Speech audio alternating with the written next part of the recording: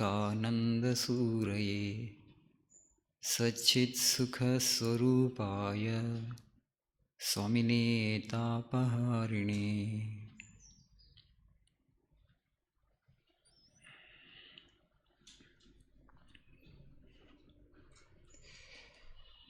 You have seen the topic on the screen.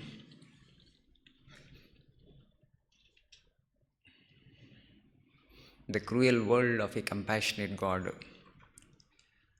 A paradoxical statement, a contradictory statement. There are two words in the title, cruel and compassionate.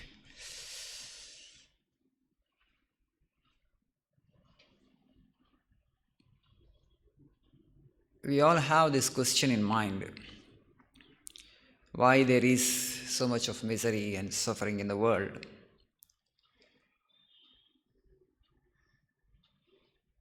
We all know, we all understand that God has created the world.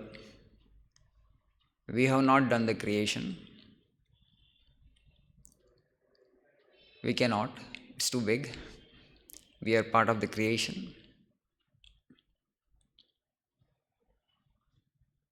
Why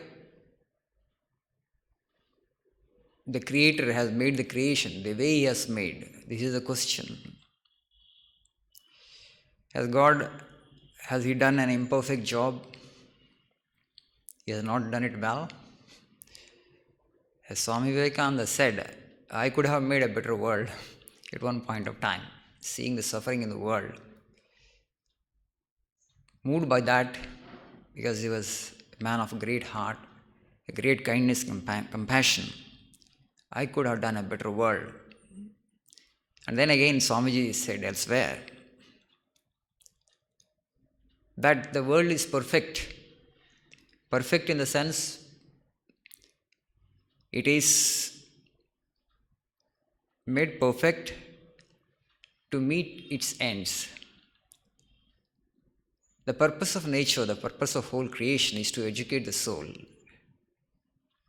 To achieve that purpose, it's perfectly suited. That means actually God has not done a defective job. He has not done an imperfect job. The world that He has created, for what purpose He has created, it serves that purpose well. So the purpose of the world is to educate our soul, to educate ourselves, and to, after learning all the lessons, after learning the last lesson, then you will attain mukti, liberation, freedom from the cycle of birth and death. And to achieve and to attain that objective, the world is perfectly fitted, he says. No, that means it's not defective in that sense. God has done a perfect job. It is our failure to understand it the way we are supposed to understand. That is actually the root cause of all suffering. Suffering is not there out in the nature as such.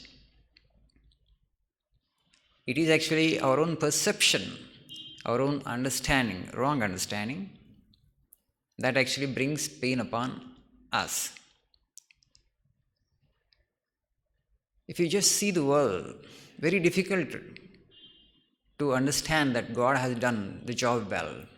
God has created a perfect world. Perfect means you have to understand this. The world, nature can never be perfect. There cannot be two perfections. Okay? God and His creation, there cannot be two perfections. Nature, when we use the word perfect here, we use it in the sense that the objective for which actually it is designed or created, it serves that objective well. In that way, it's perfect. Not in the ultimate sense. In the ultimate sense, only God is perfect. The Absolute is perfect. Creator is perfect. Creation is not perfect. Creation is changing constantly. To educate the soul, to help us learn our lessons, nature is designed. It achieves, it fulfills that objective well. So, if you just see the world, the kind of suffering that exists, now, so many ways actually the nature inflicts suffering upon us. Many people have the question, today a good number of people are atheists and agnostics. Why they become atheists? Because they don't have a satisfactory explanation. Why should I believe God? If you say that God has done this creation, He is inflicting so much of pain upon us, right? God must be a kind and compassionate God. You cannot imagine a cruel God, a tyrant God, a wicked God, right? Will you worship a wicked God? You will not worship a wicked God. You cannot even imagine God as a cruel being. We all say that God is our father and mother, or everything. If He is our father and mother, why does He inflict so much of pain upon us? Because it's the creation which is inflicting pain upon us. He has done the creation, right? Then He is the ultimate source of pain for us. So in that way, it's okay, if God has created this world, He has not done the world well, He has not done the world perfectly. And so we can put blame on God. And so the people, they don't believe. So if God is there, actually, why there is suffering? A child is suffering a congenital disorder. He is just born with the disorder and suffering. And if you bring the law of karma and say somebody is suffering because he might have done some bad act in his previous birth, but the child is just born fresh. He has not done any, wrong action. He is just born but is suffering. And then we have this explanation through the theory of karma that in the previous birth he might have done something. So even if he had done something in the previous existence, to fructify that karma, just born baby, innocent baby is suffering. And how can you explain it? Even through law of karma. So the law of karma is a very rational and satisfactory explanation. It's not that convincing if you just look deep into it. But that is the best possible explanation available to us to explain the suffering in the world. An individual suffers, we say our karma, right? I'm suffering my karma. We say he is suffering his karma, she is suffering her karma. You might not have done the bad actions in this birth, but the actions that you did in previous embodiments, in previous lives, they will come upon you sooner or later.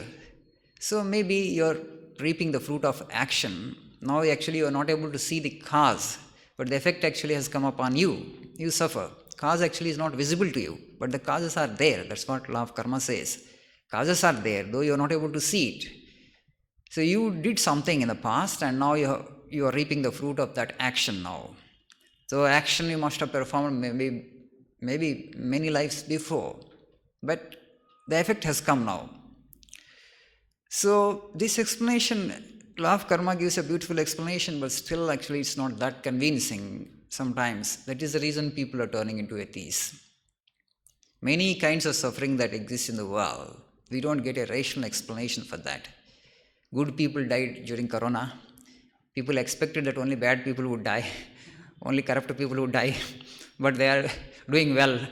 So Corona has taken away the good people also. So if Corona also is form of the divine actually, is why actually good people have gone. And if you just see the world, honest people suffer more than the dishonest, right? People who are ethical, who are moral, who are sincere, who are honest, who are trying to do good to the society, they seem to suffer more. So if God is there, actually He should give less suffering to these people, He should give more suffering to wicked people. So why He is giving more suffering to the good people? Okay? See, we don't have answers to these questions, that's why we turn into an atheist. Why should I believe in a God? Because He has done this world, but this world is not good, not perfect. He should have done a better job. So that is the idea we have, right? So He has not done the world well. That is the reason we turn into atheists. So you have to go a little deep into this actually. So good people are suffering, and also now you see relationships are turning sour, incidence of disease has gone up, and the gulf between the haves and have-nots, between the rich and the poor, is widening by the day, right? When you think of God, what you expect actually, God should reduce the, differences between the rich and the poor. Everybody should have all the basic necessities of life satisfied. But the rich person is becoming richer and the poor actually is becoming poor. So the gulf is widening by the day if you just see the world. So to get a rational explanation for all this actually is not easy, because it's not a simple riddle. This world is not a simple riddle. But we have a philosophy. Vedanta actually is the last word in science, last word in philosophy, last word in religion. So that's why people are becoming atheists, because you don't have an explanation to all these things. And you have some explanation in the form of law of karma, but that is not so convincing to them. Okay, last class also we discussed, last class or before that one. So you see, I did a wrong action. Why did I do? Because my tendencies were wrong, bad. So why my tendencies have gone bad? Because you performed an action before that. Who prompted me for that action, wrong action in the first place? You go back and go back and go back.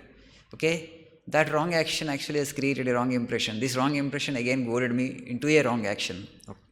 But who in the first place actually forced me or compelled me, goaded me to do this wrong action?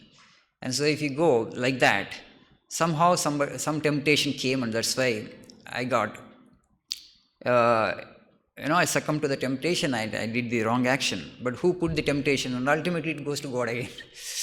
Ultimately it goes to God again. See, why did he put the temptation there? Maya, we say. Who asked him to create Maya? So Advaita, there is a beautiful explanation. And they say Maya actually has no locus. Maya is not real. Maya, which doesn't exist. It is not real. It's only an appearance.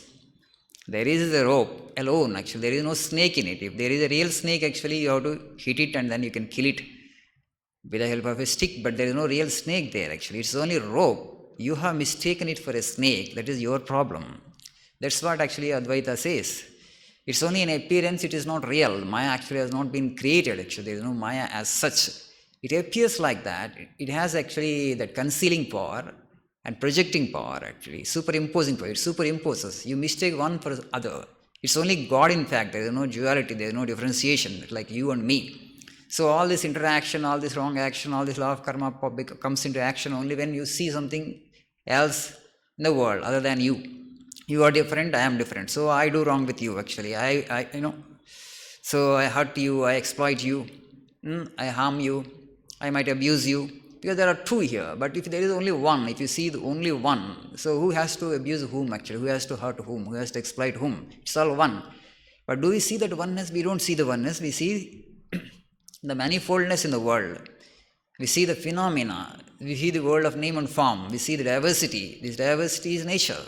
But the diversity is not real, Advaita says. It's only an appearance. It's only a projection in the mind, which is Maya. So that is an Advaitic explanation. I know it's very difficult to understand. Because today, if you ask, actually, we live in the world of duality. We understand only that. Our sensory perception is the only perception we understand. Whatever the five senses bring, whatever the experience that they bring, we think actually that is a real experience, and so the suffering also becomes real for us. So Advaitins, they don't give cognizance to the mind at all. They say actually it is not there, first of all. Actually, you give cognizance to the mind and then you try to come out of the mind. So then it's very difficult, they say. So all this is because you give cognizance to the mind. So don't give cognizance to the mind, don't recognize mind, it doesn't exist. I see it's a time, space and causation. So beyond that, actually your real nature, that's very close to you. You're already that, you're already consciousness, you're already soul. So this is only superimposition, and then come out of that superimposition and remove that layer of ignorance. Then you are in the truth, you are in the absolute. The truth is so close to you. That is your real nature. But it's easy said than done, I know. But otherwise they don't agree. They say it's very, very easy because it's not something other than you. Just asking you to realize your own being. Swamiji also says you are divine essentially, again and again. Keep saying that I am divine, I am divine. What will happen if you keep saying that I am divine, and you are asserting your divine nature by the day? So when you assert your divine nature, your nature of Maya, the body and mind, the unreal nature of your personality, they will go away after some time, and you will realize it experientially that you are divine. It's not an intellectual thought for you anymore. You experientially understand you are basically soul. In the West, actually, the language is man is primarily a physical body, and this physical body has a soul. But in the East, in our culture, in Sanatana Dharma, Man, the human being, is primarily, for the matter all the beings, primarily they are souls. Soul has a cover, soul has a upadhi, an adjunct upon it, that is the body. You are primarily the soul, you are not the body. The soul actually has the physical body, has the psychological body, namely the mind. But there the understanding is reverse. There is a physical body and physical being. Man is essentially a physical being, and this physical being has a soul in it.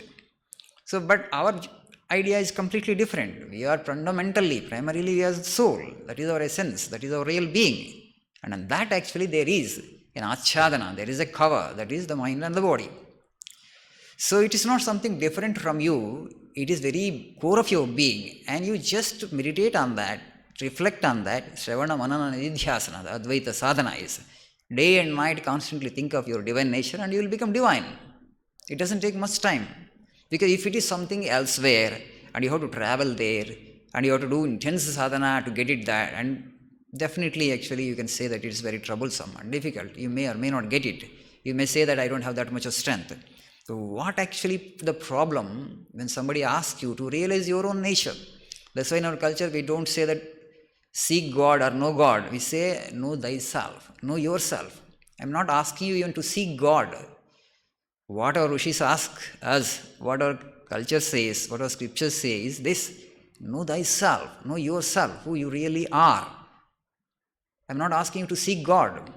You don't have to seek God, you just seek your own self, your own true nature. Then you understand what is the difference between you and God. So in that way, if you seek your own real nature, you understand that this duality, this differentiation, this law of karma, this mind, and everything that you experience through mind is all unreal. When you experience your divine nature, you understand this is all unreal. Nothing really has happened. God has not created this concrete world. It's just an appearance. It is an illusion. It is actually born of mind. Mind itself is an illusion. Illusion born of illusion must be an illusion, right? So Advaitins say that mind itself is an illusion. So any experience born of the mind must be an illusion, for sure. So when you see the suffering in the world and we seek an explanation, and we think actually creation is real, and so we look up to the Creator, then why has He done such a defective world? There is so much of suffering in the world. So every time we get the suffering from the world, we need to reflect on the nature of the suffering. Okay, whatever may be the source of suffering, whatever may be the nature of suffering, what is the real source of suffering? And from where we suffer, and what is the nature of suffering, you find for yourself very soon that actually the cause of suffering is mind. Right? Is there any other source of suffering? Whatever the little joy we get also from the mind only. Both are coming from the mind only. So when you reflect on the nature of the mind, you find that actually it is based on ego sense and aham. And if you trace that to its source, you find that actually it doesn't really exist. That's why the Maya doesn't really exist, it doesn't have a locus. Then you will have that homogeneous experience, you will have the experience of consciousness. It doesn't happen from outside, it is from within. And God is so close to us, He is the core of our own being. Our own being actually is essentially divine. We are that infinite existence, we have become truncated. We have become fragmented as it were. We have become limited as it were. That's why the language in Advaita is you have become limited as it were. Really, you have not become limited. Okay. The soul, the infinite actually, can never become limited by any means. It appears to be limited, that's all. It is not real. That you understand only when you experience your real nature. And before that, any amount of explanation or theory doesn't really convince. So the rishis, the sages, they goad us, they exhort us to know our real being, our real personality, our real nature. And they have, indicated some sadhanas for us. Afterwards, when you get the explanation, then you don't put the blame on God, because you understand that there is no God in fact, actually. You are already that, you are already God. You are in God, you are God. So now actually duality is there, and you take the duality seriously, and you think it is real, and there is a God who has done this creation sitting somewhere up in the sky, in heaven or in some other realm, and then He is making you suffer. He has no other job. He is doing the job of a tyrant, making us suffer. So this is actually a dualistic theory, but I know that in Advaita, it doesn't hold water. There is no real suffering. The suffering exists because of Maya, and you just dispel the Maya, and you exist in your own being. And then only you will have the real satisfaction that then you will not put the blame on God. Okay, that's too high an ideal, Swamiji. Let us come back to the dualism and explain it from the point of view of duality, they say. Okay, agree that God has created the world. God has created the world, but God actually has absolved himself of the accusation that we make. Okay, we are accusing him that you have done a defective world, that's all right. Oh God, actually you have not done the job well. You have created an imperfect world because there is so much of suffering. You could have done a better world. That's what actually we say. So God actually has absolved himself of, this accusation. He says he has his own defense. What is the defense? First thing is law of karma. We have discussed it. I am not actually causing suffering to you. You suffer your own karma. Okay? As a human being, I have given you the discretion to act. I have given you the faculty of discrimination. What is a good action? What is a bad action? You can, as human beings, we can see the effects. You want to do an action. What will be the possible consequence of the action? We can foresee, right? God has given us that intelligence. An animal cannot do that. It follows instinct. But human beings, at this level of evolution, we have the capacity, to see the consequences of it. So having the full knowledge of the consequence, and still you go and you perform the action, and then you don't put the blame on God. You don't put the blame on me, the Lord is saying. You have the intellect to see, suppose if I do the action this way, what will be the consequence of it? So if you have done the job, if you have acted in a way, having the full knowledge of the effect of it, and what is the problem in receiving the effect? You should not grumble. You should not put the blame on God. We do actions irresponsibly, and when suffering comes as a consequence of that action, and now you want to put the blame on God. Oh God, why are you making me suffer? He says, I am not making you suffer. You are suffering your own karma. That is one explanation. As I said, that karma, law of karma is not that convincing to some people, at least a section of the people, because they show the examples of children suffering. So you say that they did it they are suffering the actions they performed in the previous birth, but still, why should they suffer from the beginning of life in this life? So law of karma is also sometimes not that convincing. Fine. The second actually defense that God has is this. He is beyond time. We are in time, space and causation. Mind is nothing but time, space and causation. We discussed this point when we were talking about Jnana Yoga lectures of Swamiji. So you are in Maya. Maya means time, space and causation. When you accuse God, who is beyond Maya, he is beyond time, beyond space and beyond causation. The law of karma is basically law of causation. So he is beyond time.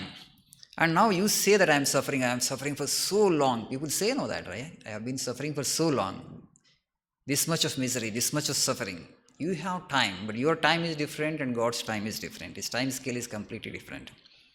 What is an epoch for you? He will condense it into a fraction of a second. What is a fraction of a second for you? He can actually extend it like an epoch. The scales are different. Absolutely different. So that's the reason the whole universe is happening in a fraction of a second. When Ravana was born, there was a sound. And Nandi asked Lord Shiva, what was that sound, O Lord? Shiva said Ravana was born. Again, immediately Nandi heard another sound, tap. Again, Nandi asked Lord Shiva, what is this sound, O Lord? He said, Ravana is dead. Ravana was born and is dead. It all just happened in a fraction of a second. So your time scale and my, even in our lives also we experience this very often. Sometimes when you are suffering, every second passes like an ion. Is it not? The second passes like an year. A week passes like almost a year. We say the Kshanam oka yugam. Telugu we say. Kshanam oka yugam. So this 1 second time is you are experiencing it as an ion. You want to get out of it that moment because it's a miserable moment. And also when you are joyful, extremely joyful, an occasion has happened, an occasion has come, a joyful occasion, and no time You open your eyes, close your eyes, and the time has disappeared. Time passes so quickly when you are in joyful moments. And in misery, time passes so very slow. This way misery gets extended as it were, because time runs very slower. So does that mean actually time actually sometimes moved fast, sometimes moved slow? Then where did you all experience this? Okay. Time moved fast for you when you are in joy. Time moved very slow for you when you are in misery. It became very slow. That's why Kshana became a yuga. A second became an epoch. So time is relative, and God actually has placed himself above time, and he says that it's all happening in a fraction of a second. And now you are grumbling. You just wait for another half second and it will be over. Another half second, it will be over. I am withdrawing the creation itself, you would say. Wait for a half more second, and I am withdrawing the creation itself. Your suffering is actually not the real suffering, but we experience it like that. That is because of the mind. So he absolved himself of this accusation. He knows that actually. God actually, how to defend himself, he knows. He knows that we all will accuse him. Oh, you are our father and you are our mother, oh Lord, but you are making us suffer so much. Then he says, suffering doesn't belong to me, oh child, actually. I am not responsible for suffering. He has escaped through law of karma, and second, it is a time. You just wait for half a second more, actually, I will withdraw the world. The whole universe will be absorbed back into himself. The time is relative. And the third is, it's all dream, he says. The third defense that God has is, it is all dream. All the suffering that you are undergoing is also not real, because you are experiencing the suffering in the mind. Mind is not real from the absolute standpoint of view. Mind is totally unreal. You don't have mind in the deep sleep. It comes when you are awake. So any experience born of the mind is unreal. Either a pleasurable experience or painful experience. Both are unreal because mind is a dream. And that's why Swami says that it's good actually. All these miserable moments come in our life because those moments make us think. He says, nightmares always begin pleasantly. Nightmares always begin pleasantly. And they break at the worst point of it. And this nightmare of life will be broken by death. So welcome death, he says. So he compares life actually as a nightmare. The bad dream. So the bad dream is going on. Bad dream, when it will be broken? When it becomes worse. Right? You are in a forest, in dream. Suddenly you happen to see a tiger. You are trying to run away from the tiger, a tiger is chasing you. A bad dream, right? And when the dream will be broken, when the tiger pounces upon you, the dream will be broken. Right? You wake up, so it's all dream, How beautiful. There's no real tiger, no pouncing upon it. So only tiger pounces upon you, it is broken. As long as tiger is chasing and you are running very fast, it will not be broken. Because you are at comfortable distance, tiger and you, between the comfortable distance is there. But the tiger has come very near you and pounced upon you. The dream is broken, right? So this dream of life will be broken by the tiger of death. So welcome death, he says, because after all it's a nightmare. After all it's a dream, and also not a sweet dream. If it's a sweet dream, anyway it gets extended. It doesn't break that quickly. But if it is a nightmare, it's a bad dream. What is the point if it gets broken? And it should be broken, right? And death is the tiger that breaks the nightmare of life. So welcome death, Swami says. A loaded statement, but if you understand this, there's nothing more to understand in Vedanta. So there is something higher than the present existence, but we don't know that. So we cling on to this petty, puny, psycho-mind complex, body-mind complex, and we think this alone is the world, and this alone is the existence. We are not able to think a little high. Our condition, Swamiji gives another analogy. Our condition is like the prisoner. A prisoner, he served his term in the prison, and now he was set free. And he came out of the prison. He said, I can't bear the light, so he wants to go back to the prison. Right? He had been habituated to the dark dungeon for years together. Okay, for 15 years or 16 years, let us say, he spent his time in the dark dungeon. Prison cell is very dark, right? Not much light would be there. And for 15, 16 years, he had spent his life there in the prison. And now when you bring him out, and he doesn't want to see the sunlight, because sunlight appears too bright for him. And so that's why actually he wants to withdraw and go back to the dungeon. Go back to his dark cell, because that is comfortable for him, because he has been habituated to stay there, and now he finds comfort there only, but he doesn't want to see the light of the sun. And Swami says our condition is also like that. We are stuck at the level of the body and the mind, and we want to hold on to this dark dungeon, but we don't want to see the light of nirvana. The nirvana is like the sun, actually. Make yourself bold, actually. Prepare mentally to see that bright sun of nirvana and aspire for nirvana and aspire for freedom and will become free. It's only the question of desire. How intensely you want God, how intensely you want truth, that's all. How intensely you want to know your own self. And how fast you will realize depends upon the intensity of your longing.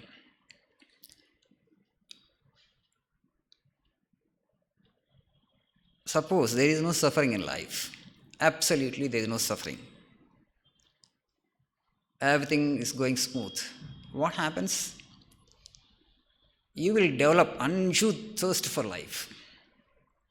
Or thirst for life will become so strong. Right?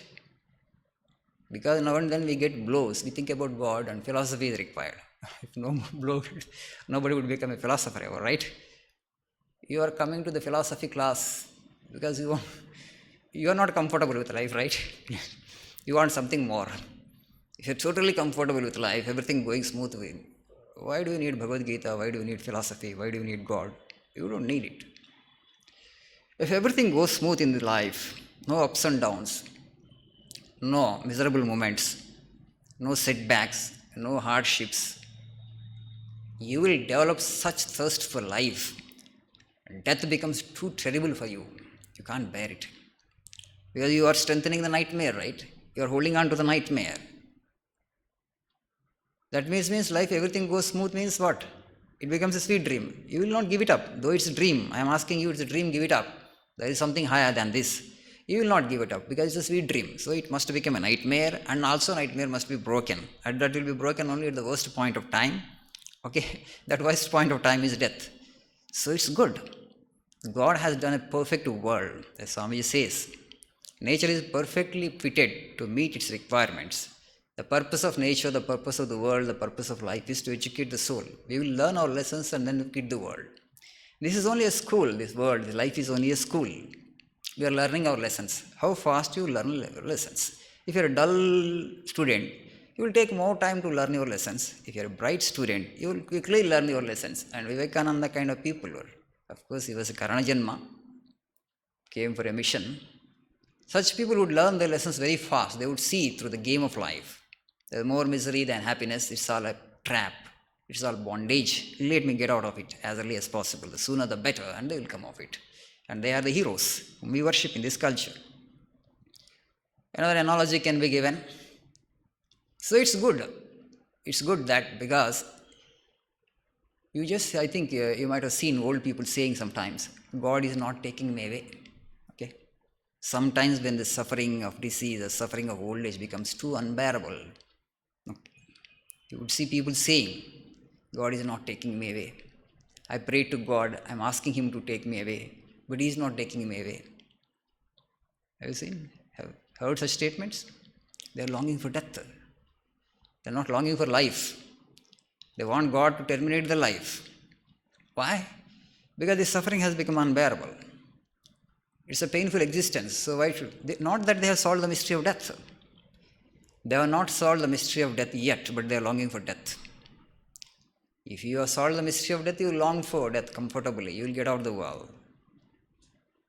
But though they have not solved the mystery of death, still they are longing for death because the present existence has become painful and unbearable. Body is not cooperating. Senility actually is overpowered me. And I am suffering so many diseases and ailments. And I have nothing more I can achieve in life with this kind of instrument. And now you long for death. You seek death and you see death as a reliever and you long for death. And that's happening because there is suffering here. Suppose if that suffering is not there and your clinging for life would be so tremendous and death becomes a terrible experience. Now it's not that terrible because I am longing for death, right? I want to embrace death. I want death because I want to get out of the present existence because this is not a comfortable existence now, comfortable experience. So gradually they have prepared themselves for death. You see the beauty of it. Had this old age been not there, had this disease been not there, what happens? Your thirst for life would be so intense. And when death comes, you would be shocked and you would be terrified. But now you are longing for death, you want to get out of the world, though you don't know what happens post-death. Still you want to quit the world. So in that way, the nature actually is perfectly fitted to meet its ends, to educate us. So things are going the way they are destined to go, and God has not done an imperfect job.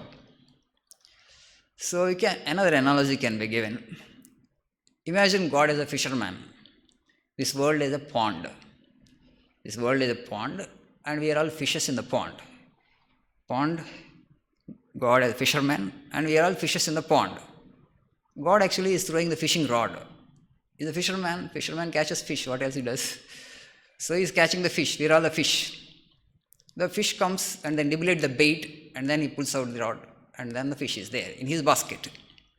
Okay, they are all entangled souls, and those who are in bondage in this world, God wants to entangle us through Maya. So this world is that bait. All the temptations that we have in this world are the bait. So many temptations are there, attractions, and that's why there is so much of we love to be here. We take so much of interest in the world. So he is seeing which fish actually is getting attracted to the bait, which gets attracted to the bait and bites the bait, and he will pull the rod, and now he has the fish. You are caught. You are in bondage. Now he will kill you and he will eat you. The fisherman will sell it and make money. And there is one big fish. It is not actually biting the bait. It is always escaping. God actually wants to catch that big fish, but it's not actually coming and nibbling at the bait. And he looked, but it's not coming at all, because now the big fish has understood that the fisherman it has seen, the fishing rod it has seen, the bait it has seen, and it knows the fate of it. If it bites the bait, he will pull the rod and he will catch me. And then now God actually, the fisherman has he appreciated the intelligence of the big fish. And now he has come into the pond. He has removed a lot of water, and because he wants to catch that big fish. Now he has caught the big fish with his own hands, not with the fishing rod. And then he has released it into the ocean and asked it to swim as much as you want. You just imagine a small fish. Small fish means among other fishes, compared to other fishes, it's a big fish, but it's a small pond. The fish that would only move in that small area of the pond, now released into the ocean, and it can swim in any direction. There is no end to the water. You move and move and move. It is endless ocean. How much of joy it would feel, you imagine? Now, we are all actually present existence like, fish in the pond, now and then caught, by the fisherman. So, and then actually we suffer the bondage. When you develop intelligence, you experience all the experiences of the world, you reflect on the nature of your experiences, and then you come to the conclusion that the world is a kind of trap. Okay, all the attractions are baits that they are to enslave you, to entangle you, to put you into bondage. And now you don't want to be caught. You have had enough of experiences. You have seen the fisherman. And that happens only after seeing the fisherman. That's the only thing. So somebody wants to catch you. Somebody wants to enslave you. You could see that. And now you don't want to be entangled. That's what all the rishis, yogis, they don't want to be entangled. They said, I don't want this world. I want to sit in meditation and realize my own being, because there is no true joy and true happiness in the world. There is only a semblance of happiness. As Swamiji beautifully says, the world has become more hideous with a dash of goodness in it. Vivekananda says beautifully, had that little joy, little pleasure been not there, okay, it would have been nice, because all of us would be seeking God consciously. But there is that little joy, little pleasure in the world. That is the temptation. That's why we want the world. Oh, people are running for money, for this, for that joy, this joy. But there is no true joy. Everything will dissatisfy you in the end if you reflect. Or otherwise, what the desires that you have now, okay, you have some desires. And there are others actually who have already satisfied those desires, have fulfilled them. Go and ask them, are they in Brahmananda all the time? You just tell me, anybody, richest man is the happiest man in the world? Or the man actually who is wielding very powerful position of power, is he the happiest man? Go and look into their minds if you can. A yogi can do that. If you are a yogi, if you just reflect and if you just meditate every day, afterwards actually you develop such subtle perception that to know I can know your mind in the sense that the kind of suffering that you are experiencing, psychological suffering, outwardly you are very showing yourself as the happy man. But inwardly, what psychological suffering that you are undergoing, I can actually gauge from here. I can gauge from here. And the imagination of the yogi becomes so powerful. I don't have to even see you. I don't have to see you even, but I know how much of suffering, psychological suffering that you are undergoing. You alone know that, and another yogi will know that. And the people around you, they don't know that you have so much of psychological suffering. You have everything, and people think, look at you, and you are the happiest guy. But you are not that happy because from within you are suffering. All the things are there around, and others are craving for those things which you have.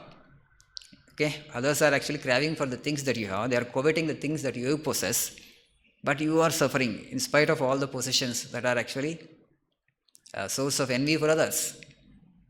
So there is, and an individual who has seen through this game of life, who has had enough of experiences, and understands that this is only an empty dream.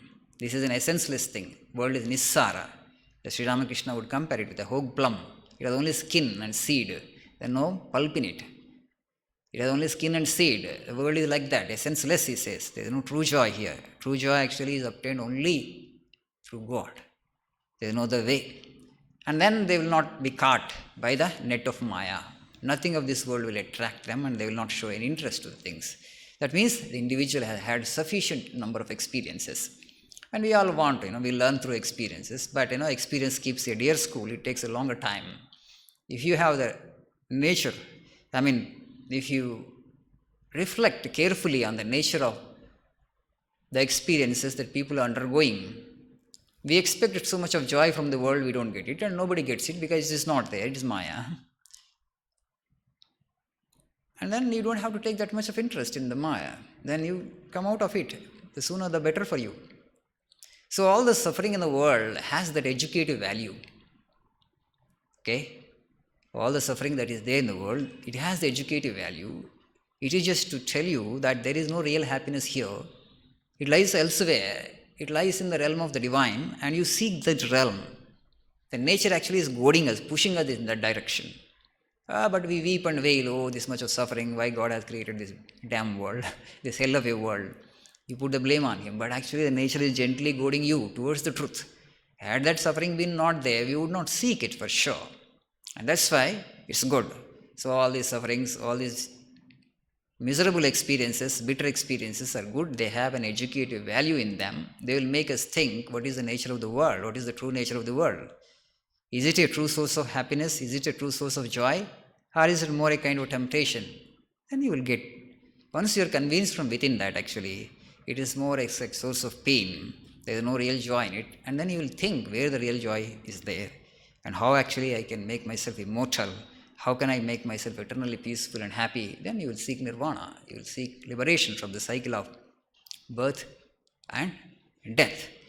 So that will happen only when you have passed through the experiences, and you can learn from others' experiences also. If you are smart, you can learn from others' experiences. If you are dumb, and you learn only through your experiences. Arthur Schopenhauer, the German philosopher, he said, even if, we are all, Swamiji calls this as the millennium idea. Millennium idea means everybody has the hope, every civilization, every country has that hope. Because if you just see our policy makers, they want to have more GDP, more money, more wealth. Why? To create comfort and to create convenience for people. There is so much of poverty in this country today. So if all the people are given all the necessities of life, let us say all the luxuries of life are provided to everybody. Not just necessities, luxuries also provided to everybody. All the necessities are now, rather all the luxuries of life are provided to everybody. Everybody will be happy and satisfied in the world. Everybody will enjoy everything that is available under the sun. And then there is a happiest humanity, happiest society, happiest country. That is our idea. We are trying to create it, right? We have been trying and trying, it's not happening. When it will come, we don't know. The millennium idea means that everybody is happy because every want is satisfied. So that is actually the goal of a civilization. So Arthur Schopenhauer says that even if that utopian idea cannot be realized, it's only utopia means that which cannot be realized. If it's realized, you don't have to say it's utopia. So utopian society, even the dream of an utopian society was realized, he says. Still people would suffer. Still people would fight, he said. Why? The people would fight out of boredom, he says. Okay. Even if every want was satisfied, still people would fight with each other out of sheer boredom, or they will die of starvation because of overpopulation, he said. So that is the nature of the world. The philosopher had understood that there is no true happiness in this world. That's why Schopenhauer said that Upanishads are the solace of my life and Upanishads are the solace of my death. They are the greatest reading of this century, he said. He paid highest tribute to Upanishads. He says, before going to bed every day I would read Upanishads. Arthur Schopenhauer, the German philosopher. So, it's good in that way, the suffering, the world actually, you can't put the blame on God. He has not created a cruel or wicked world. He has created a perfect world. The world is to educate the soul. Nature is to educate the soul. Through various experiences we learn, we get our lessons. Okay? We learn knowledge, we acquire knowledge. And then we plunge into sadhana. And then you become liberated. That's what I am saying. The fish from the pond, Sri Ramakrishna gives this analogy, and put in the ocean. So from this limited existence, body-based and mind-based existence, to that infinite existence which is free from these limitations, there cannot be any better analogy than this. Then you can swim in any direction you want. What that experience of nirvana is, nobody can explain in words. Nobody has succeeded so far. Even the people who had experienced the truth could not explain words, and nobody will ever succeed, because it cannot be objectified what that experience is. It has to be experienced, that's all. And that will happen when the mind is dropped. And mind will be dropped when you drop the desire to enjoy the things of the world. When you drop the ego sense, the mind disappears. Just as it disappears in deep sleep every day, it disappears once for all when it's made free from desires and cravings. And cravings are there because still you have the hope that there is so much of happiness in the world. That's why you cultivate it. You're still optimistic, you're hopeful. Okay, try your luck. But what we want to say is this. But if you get painful experiences, don't get disheartened, I'm saying. Don't get into depression. And don't commit suicide. Welcome them. Because God is trying to break the nightmare for you. His compassion is coming upon you in that way. It's a blessing in disguise. If it's a sweet dream, you don't want it to be broken, right? Nightmares only will break, and nightmares will break only at the worst point of time. It must become very worst point, right? Like the tiger analogy. It should pounce on you. Still there is safe distance between tiger and you. It will not be broken. You are continuing to run and tiger also is chasing you. The distance between you and tiger should become less and less. Okay? It should become less and less, and tiger should pounce on you, and at that point of time only it breaks. And that's why welcome death, Swami says. So it will be difficult to understand, but we are all actually philosophers evolving. Slowly we are evolving. Everybody will become philosopher. All Indians are basically philosophers because we are descendants of rishis, right? We are philosophers of the highest order. But today there is no value for philosophy. People don't value knowledge as much as they value material things. That's the problem. You don't value knowledge as much as you value material things. But it's knowledge ultimately that saves you from suffering, not matter. Material things will never actually help you make yourself happy. It is knowledge and right perception and right understanding. How you perceive things, how you react to situations in the world. That alone actually gives you and brings you real joy. And you will be able to react properly only when you have this knowledge of Vedanta. Only when you have this understanding. Okay? How to look at the world. God has done a perfect world. He has not done a cruel world. He is our real father. He is our real mother. He is compassionate. But there are so many aspects to his compassion. So death happens actually, somebody died in our family, and we consider it a cruel act of God. But that is also an act of compassion. Very difficult to understand and digest for us because we are ordinary mortals. But he wants to teach a lesson through that the death will come to you also. So awaken. But what is death after all actually? Is it a cruel act? Again, he will give you another birth, right? Another embodiment you will take. There is cruelty in that. Because our understanding of life is this, that I am only body based existence, somebody is related to me, he has been unceremoniously taken away from this world.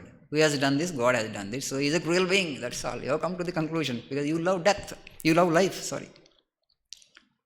But for God, actually, life and death are one and the same. Okay, He will remove you from this world and gives you another birth, another birth, another birth. Why does He does what He does? You see, you prove yourself to be a true, crude human being. You are not evolving. You have come here as a human being. So when there is suffering, actually, you need to reflect and think what is the source of suffering. That much God expects us. Basic thing. If an animal, it's okay. Okay? You beat a buffalo as much as you want. Will it become a philosopher? It will remain a buffalo only. Oh, it will receive the beating, but it doesn't become a philosopher. But today our condition is like that, more or less. We are getting the beatings from nature, but still you want to remain there. Think you are a human being. So what is the nature of suffering? The mind is the source of suffering. Oh, let me get out of the mind. Then you will find the source is ego, and you will drop that. You will worship God. You will repeat God's name. All these things will become, you will relish these things. You will relish these spiritual sadhanas. So, there is nothing like a cruel God. God is our father and mother. He is more compassionate than anybody else in the world. There are different aspects to his compassion. Death is also an act of compassion. We don't understand, but for him, actually, it's only out of his infinite mercy, because as you are not progressing spiritually, you are not evolving, you have just become stuck and stagnant. Anyway, my child, you are not made good use of my instrument. I have given you a beautiful instrument in the hope that you would evolve spiritually, but you are not making use of the precious instrument that I have given you. So I will give you a better instrument. Without your effort, actually, he is giving you a better instrument. This is what he is doing through death. And people are too crude. Sometimes, I think Sri Aurobindo said, why wars will happen? He says, when human beings prove themselves to be too crude, and God brings a war and removes them. For what? He will give a better instrument, he said. Anyway, you are not progressing spiritually. You don't want to make good use of the instrument that I have given you. So what he does is, because there is no evolution, then he gets disgusted. Human beings are not evolving. So he removes that body, the crude body. There is no scope for that evolution. Because you are not reflecting on the nature of life at all. You have proved yourself to be a kind of animal. And then he removes that physical body and gives another physical body out of mercy, out of infinite compassion. That war is also his mercy in that way. Maybe it sounds very harsh and sounds very irrational, but you don't know. But let us not. That will happen only when you prove like this, very dull child. See, this time Corona, all the students are happy because without examination, they pass it and intermediate. They're so happy. That child is very dull, So grace marks they give, right? Suppose in a class, 50 students are there, only 10 students passed, 40 failed. That's a huge percentage, right? Only 20% passed and 80% failed. So what an examiner does, okay, if he is a kind man, compassionate man, what he does, he'll give grace marks and at least another 20-30% he'll make them pass. So children get grace marks and they pass. Like that, actually, God gives us grace marks and they'll pass, he'll make us pass. He will give a better instrument because anyway you are not doing anything on your own. Okay, my child, he'll terminate this existence and he'll give you a better and superior instrument so that you would embark on a spiritual journey, you would do spiritual sadhana and a better mind. So you must be able to welcome, right? So there's nothing like, cruel God, a wicked God, a tyrant God, a dictator God. God has done a perfect job, perfect universe, perfect in that sense. Okay, it's a very good school to learn our lessons. If you learn lessons quickly and come out of the school, learn lessons quickly and pass the examination in flying colors. If you attain nirvana, you have passed the exam in flying colors. Okay? So aspire for that. Try to come out of this school of life. Don't try to be here forever, for eternity.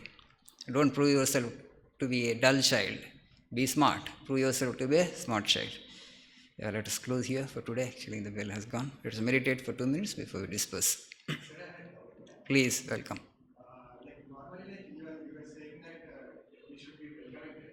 Then why is in this culture suicide considered as a bad thing?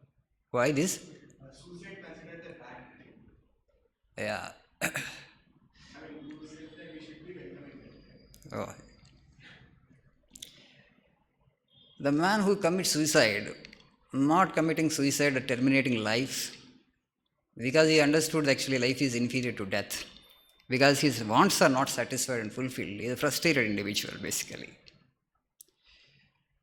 And if you reflect carefully on the nature of existence, a spiritual soul also will come to the same conclusion that a spiritual, an aspirant of suicide comes, basically. He will also terminate life because now the higher is beckoning him. He will just graduate and sail into that. But suicide is unfulfilled desires, and that actually is pushing you for that, an extreme step. And then you will be reborn. A miserable existence will come. That's the reason suicide is discouraged. There is only one thing which is not there in God's dictionary, that is suicide. He will never close all the doors upon you. There is an exit. You are not looking for the exit. That's the only thing. So don't rush to such conclusions that all the doors have been closed for me and there is no exit for me. You have come to the conclusion that's wrong. You just look around, you will get some help for sure. And as I said that, the miserable moments you must be able to welcome because they have an educative value. It's a blessing in disguise very often. But comparing yourself with the rest of the people in the society, you have come to the conclusion that God actually is doing injustice, has done injustice to you alone. He has specially selected you, to punish, or to inflict misery or pain upon you. Not at all. Such moments when they come, be sure, they are all blessings in disguise. God wants to make you a philosopher. God wants to make you a spiritual personality. God is beckoning you and is calling out to you, oh my child, come to me, come to me, come to me. Instead of taking this turn, you take this turn. That's all. You have come to a Y junction, but you don't know which direction to go. That's why. Okay, just 2 minutes.